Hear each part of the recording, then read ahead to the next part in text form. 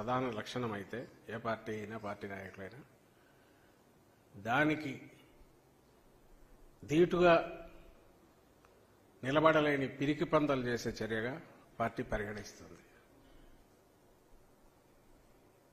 ఇప్పుడు నిన్న జరిగిన సంఘటనను ముందు చూద్దాం. ఆ ఫోటోలు ఒక్కసారి పెట్టాం.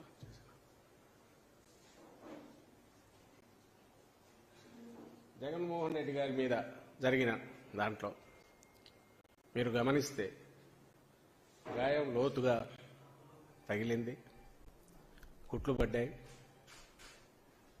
తర్వాత ఇమ్మీడియట్ కాకుండా తర్వాత ఇదంతా స్వెల్ అయింది.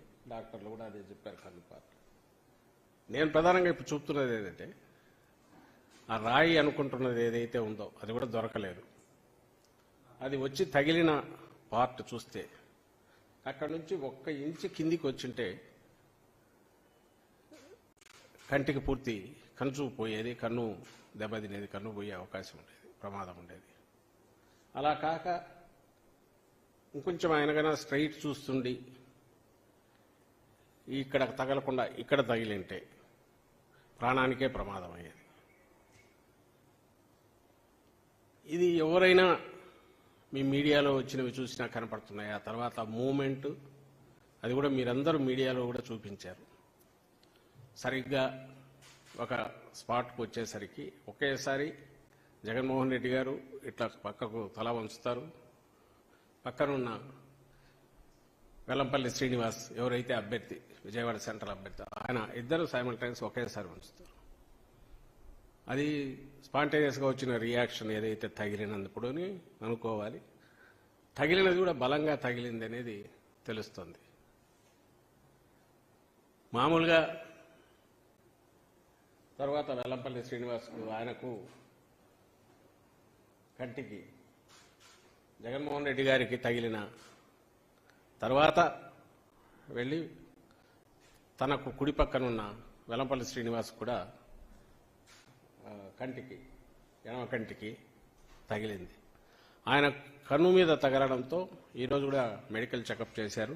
బహుశా మీ మీడియా వాళ్ళు కూడా వెళ్ళినట్టు చూసినట్టున్నారు. 48 hours ఏదో ఇదిలో ఉంచాలా అబ్జర్వేషన్లో అన్నారంట. చిన్న స్క్రాచెస్ ఏవో పడినాయి కనుగుడ్డుకొని అంటున్నారు, నా డాక్టర్లు అన్నారని చెప్పారు. నేను ఇంతగా ఎందుకు ఎక్స్ప్లెయిన్ చేస్తున్నా అంటే సీరియస్నెస్, సంఘటన సీరియస్నెస్, ఆ దుర్ఘటన ఏదైతే జరిగిందో దాని సీరియస్నెస్ చెప్పడానికి చెప్తున్నాను. అదే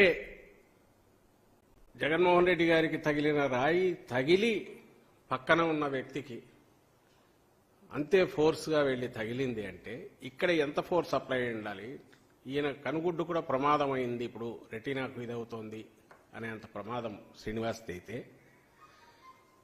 దానికి ముందు తగిలిన జగన్మోహన్ రెడ్డి గారికి ఎంత ఫోర్స్గా తగిలి ఉంటుంది అనేది ఒకసారి గమనిస్తే ఇది కింద నుంచి ఎవరో విసిరితే దాని ట్రాజెక్టరీ పైకి వచ్చి బస్సు మీద పడిపోతుంది.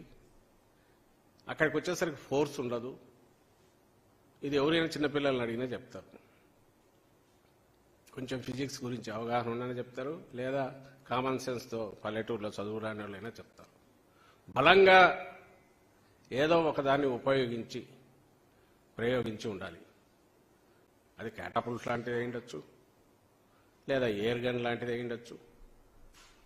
క్యాటపుల్ట్తో అయినా సరే ఒక 20 అడుగులో 30 అడుగుల దూరం వచ్చేస్తే ఒకరికి తగిలిన తర్వాత మళ్ళీ అంత ఫోర్స్తో ఇంకొకరికి తగిలుతుందా అనేది అది ఒక